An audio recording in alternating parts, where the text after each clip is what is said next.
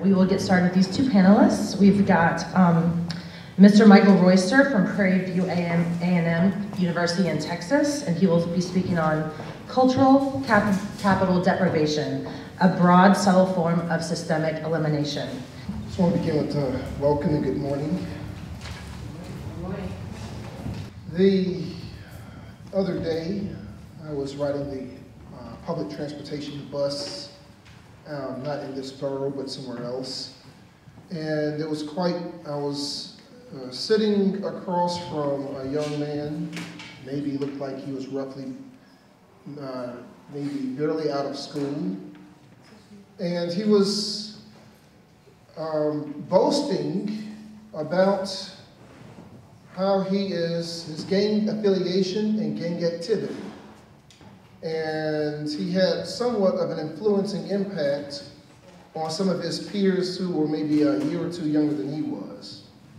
He described, along the bus ride across, with great details about how he was recruited, and he didn't use the word recruited, he used the word turned out by elders and lured into the lifestyle. And also, it really went into the details about bragging about how he was able to pull off robberies and exercise all kinds of violence to seize property and hurt and harm other individuals. Now, the point of this is to acknowledge that it is great to have international peace, but also international peace and conflict is good, but not good enough until we have peace on a local level. And this is symptomatic of what we can call cultural capital deprivation, which is a broad and subtle form of systemic elimination. I prefer to use the term systemic elimination contrary to genocide.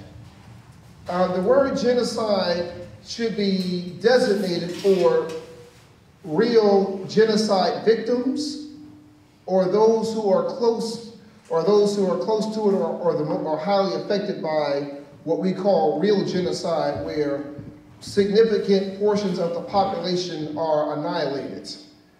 So there has been a tendency, or at least over the last 20 years plus, to overuse the term genocide rather than its proper designation.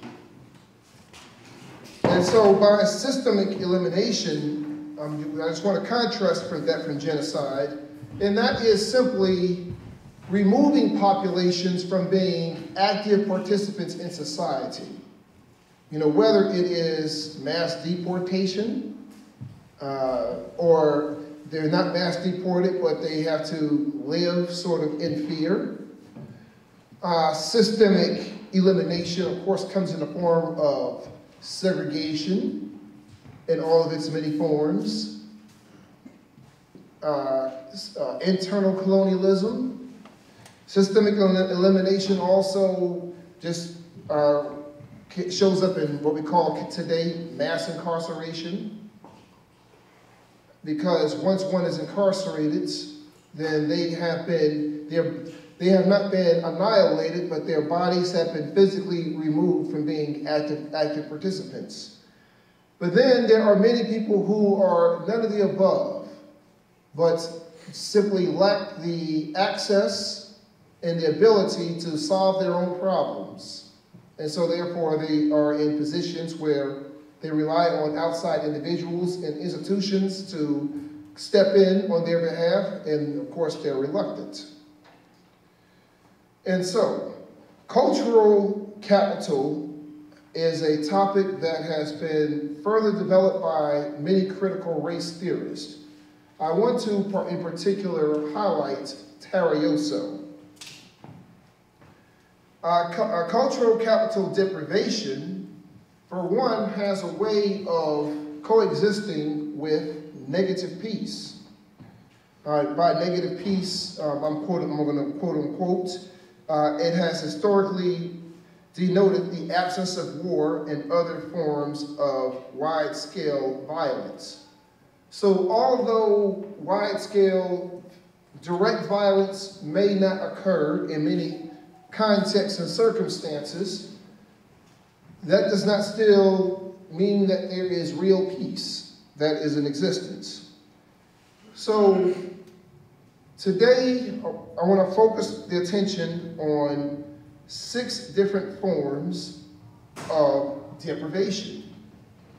That is deprivation of aspirational capital, deprivation of linguistic capital, deprivation of familial capital, deprivation of social, deprivation of navigational capital, and deprivation of resistance capital. Let us begin with the very first one. Aspirational capital, quote unquote, Tara Yoso describes it as the ability to maintain hopes and dreams for the future, even in the face of real perceived barriers. Now, when in the case where there's deprivation of aspirational capital, that entails an attack on hope through the manipulation of ideas and information and emotions that sustain hope. Because after all, human creatures who oftentimes rely on hope, it is sustained by ideas, information, and emotions. And so when those 3 are attacked, and then of course, what fortifies the deprivation of aspirational capital is when possible options for real perceived barriers also become eliminated. The local street violence that was described earlier, and crime, and the recruitment of youth towards violent tendencies are oftentimes intrinsically linked to suppressed aspirations, not aspiring to too much. And so there is a possible objective that we can all pursue to begin a first step toward addressing that particular form of deprivation. As individuals and groups and members of organizations, there is the possibility of finding strategies within existing social institutions to identify and broaden the aspirations of especially society's young, deprived, and most vulnerable populations that live, what we can say, on the brink. Then there is linguistic capital. Quote unquote, Yoso describes that. She's a critical race theorist. As it entails the, well, actually, this is not a quote unquote, this is me speaking here. Linguistic capital entails the power attained through social skills, which are attained through the ability to use multiple languages.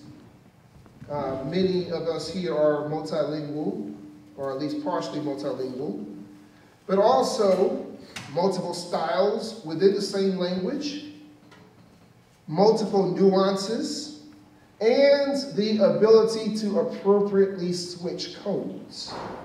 That by appropriately switching codes, that means there is capital when individuals have the ability to go into a business meeting and appropriately use the correct language and the correct nuances, and then to go to the streets and speak to common people and use the appropriate language for that particular setting.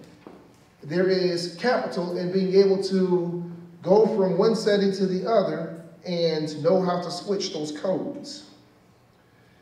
But the deprivation of linguistic capital entails limiting the exposure of society's most vulnerable members to a broader spectrum of opportunities to acquire and develop such skills. How is that done? Of course, segregation again brings that about. When individuals live in isolation, or whether it's real segregation or what we may call today de facto segregation, then what will happen is the long-term effect is when individuals leave that setting, they will lack the linguistic capital in order to properly use communication, to properly communicate across different spectrums of society. Once again, local violence, street crime, and recruitment of youth. It does show up. But the deprivation of our linguistic capital, it has some long-term results. But without linguistic capital, individuals would lack the communication skills and requisite abilities to, one, safeguard their heritage. And also, there will be limitations towards self-expression. And bad things happen when people have limited means of self-expression. If they cannot express themselves linguistically, then some individuals may find alternative means of communication. Oftentimes, linguistic deprivation serves as an additional barrier for individuals to attain gainful employment.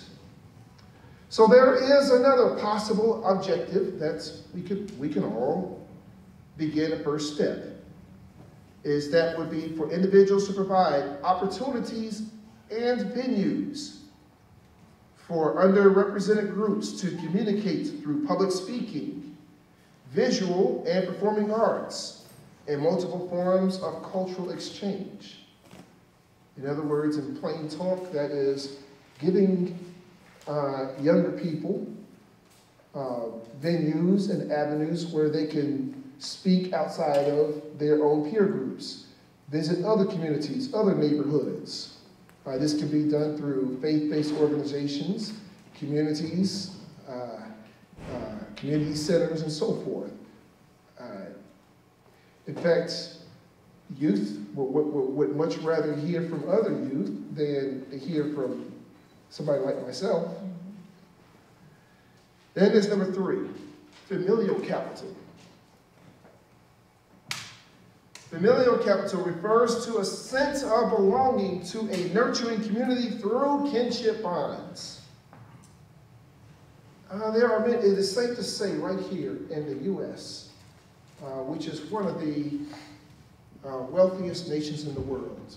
We're number 3 based on GDP.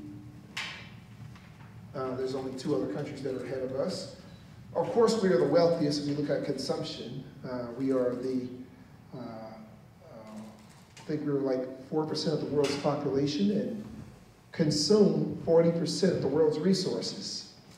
And so many people in this room have traveled and been in other parts of the world, and many Americans don't know this, but something as simple as throwing away food only happens in America.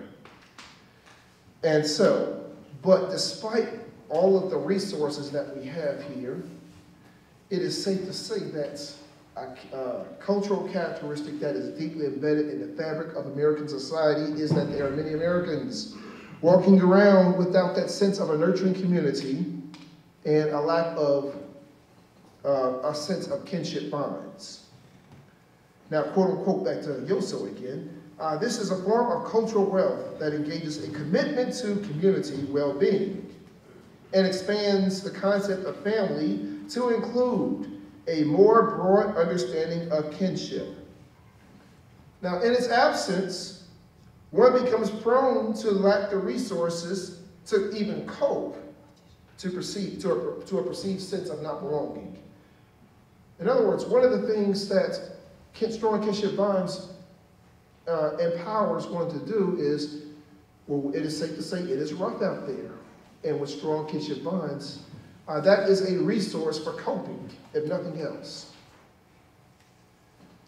Religious extremist groups, or organizations, might I say, violent street gangs, and hate groups have this in common.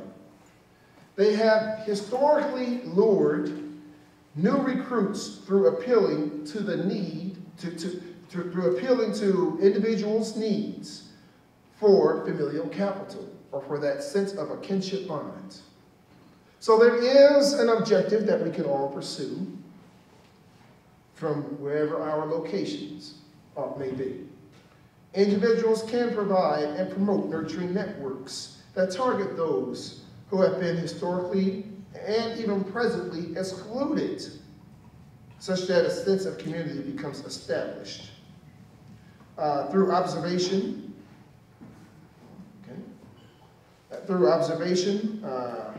it is safe to say that there are aspects of our local communities where individuals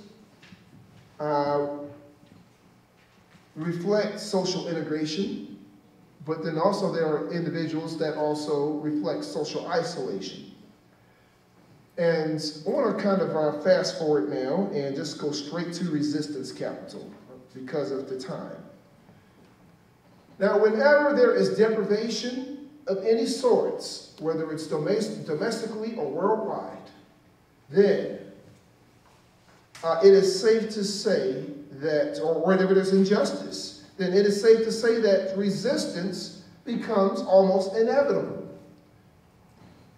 And as resistance capital goes down, or in other words, by means of deprivation, or when people have lack of a resistance capital, then what tends to come along with it is that when resistance does occur, the impact is minimal. Because after all, what is resistance capital? It is simply the knowledge, having the knowledge and the skills to oppose injustice.